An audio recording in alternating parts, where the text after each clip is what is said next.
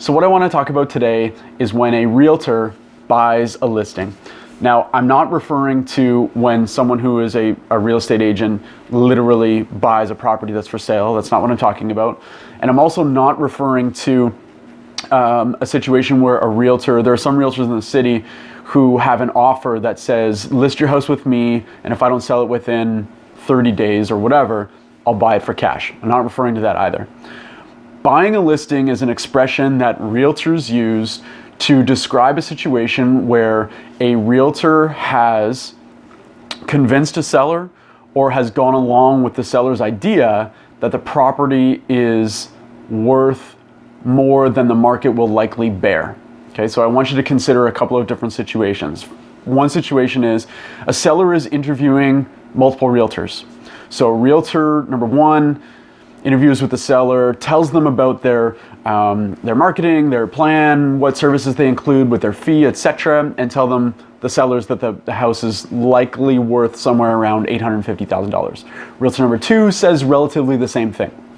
Realtor number three says that the price likely should be somewhere around $950,000. Okay, so when a seller hears that, it's easy for them and understandable for them to get maybe a little bit greedy, for their eyes to get big, and to want to work with a realtor who thinks that they can achieve $100,000 more in sale price than the other two realtors.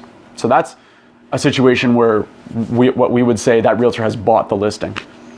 Another scenario where this can happen is when a seller has an overinflated opinion of what their house is worth, and a realtor interviewing for the potential listing in order to secure the contract picks up on this very early on in the conversation and essentially goes along with what the seller is saying about the value of their property without trying to dissuade them that it might actually be worth less. A realtor might do this in order to, again, secure the contract, have it listed for a little bit, and then when the market is not bearing what the sellers thought that it would, the listing agent is able to kind of talk the seller into reducing the price or doing what needs to be done to actually get the house sold. I can't understate the importance of properly pricing the house. So either underpricing it in order to induce multiple bids, which is something we've seen over the past couple of years in Toronto, or pricing it close to what other nearby similar properties have sold for is always a great strategy, because what it does is it exposes the property to the maximum number of qualified buyers in that price range. Overpricing the property does the opposite. It reduces the exposure to the qualified buyers that are out there kind of searching for houses. And here's why. That property that's overpriced won't compare well with other properties that are for sale nearby. So buyers are not dumb. They're going to be out there attending open houses, looking at houses with their realtor, and they're going to go to the two houses down the street that are listed at $950,000, and one of them has a great lot and the other one has been recently renovated. And then they're going to go to the overpriced property, and for $950,000, the same price, it doesn't have the same size lot, and it hasn't been touched since the 80s, so it's got outdated finishes. So which house is going to look favorable in the eyes of the buyer? They're going to go with the one that's got the great yard or the one that's got the recent renovations. And the $950,000 one, the overpriced one, sorry, is going to sit on the market. It's going to linger, and people are going to be buying up the other properties around it while it becomes stale and sits on the market. So how do you avoid this issue?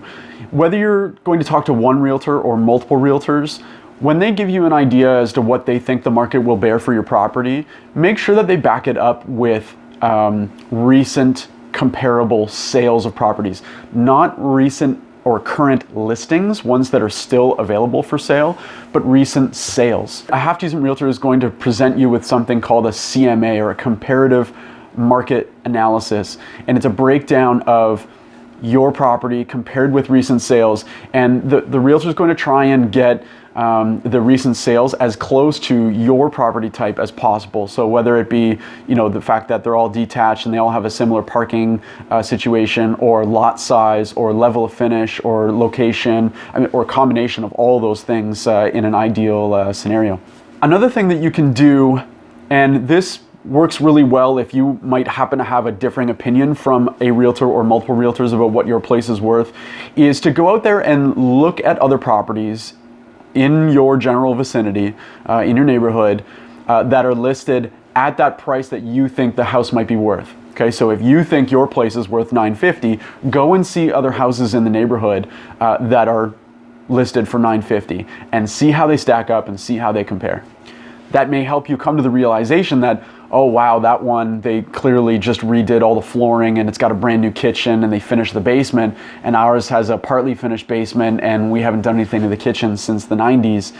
And that might help kind of reality set in as to what the market may bear for your property when you decide to sell.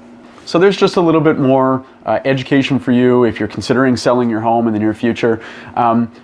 Having realtors buy a listing is not super common because what happens is, they tend to sit on the market for a long time and sellers get upset, and realtors tend to get a reputation and they don't get kind of that repeat and referral business. So it's not something that's perpetuated, but it is just something to be mindful about when you're looking for the right realtor to sell your property. Thanks for watching. I hope you found that helpful, and more videos to come. Take care.